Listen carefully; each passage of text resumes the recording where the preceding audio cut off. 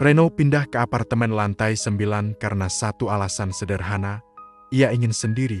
Apartemen itu murah, bahkan terlalu murah untuk ukuran Jakarta. Tetangganya jarang sekali terlihat, dan lorongnya selalu sunyi, bahkan di jam-jam sibuk pulang kerja. Yang paling aneh, sinyal ponsel sering hilang kecuali di satu titik spesifik, tepat di sebelah telepon rumah tua yang sudah terpasang di unitnya. Telepon itu bukan miliknya. Benda itu sudah ada sejak Reno pertama kali masuk. Warnanya krem yang mulai menguning, dengan kabel yang melingkar kusut. Selama 3 hari pertama, telepon itu hanya diam, menjadi pajangan bisu di sudut ruangan. Tak pernah berdering, sampai malam keempat. Waktu menunjukkan pukul 11:48 malam. Reno sedang duduk di sofa, lampu sengaja ia matikan. Hanya cahaya redup dari TV yang menyala tanpa suara menjadi penerang. Tiba-tiba, keheningan itu pecah. Kueng! Suara dering yang tajam membuat tubuhnya refleks menegang. Telepon itu berdering, hanya sekali, lalu berhenti. Reno menatap benda itu lama, jantungnya berdegup tidak karuan. Dengan ragu, ia melangkah mendekat, mengangkat gagang telepon. Hening, tidak ada suara apapun, bahkan tidak ada nada sambung. Ia meletakkan kembali telepon itu dan mencoba mengabaikannya, memaksa diri untuk tidur. Pukul 12:12 malam, telepon berdering lagi.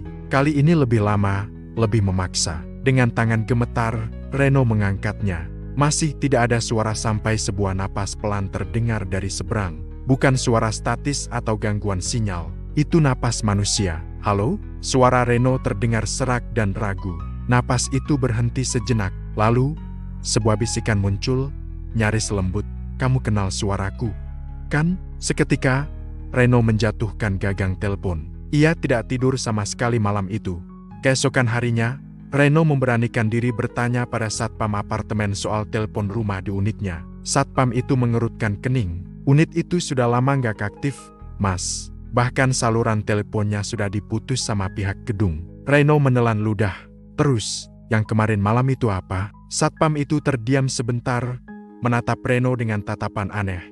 Lalu berkata pelan, Mas tinggal sendirian, kan?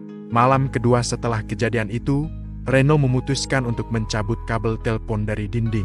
Ia tidak mau diganggu lagi. Pukul 11:48 malam. Telepon itu tetap berdering, padahal kabelnya sudah terlepas. Dengan tangan dingin dan jantung yang terasa menciut, Reno mengangkat gagang. Kali ini, suaranya jelas. Itu malam hujan, kata suara dari seberang. Kamu ingat?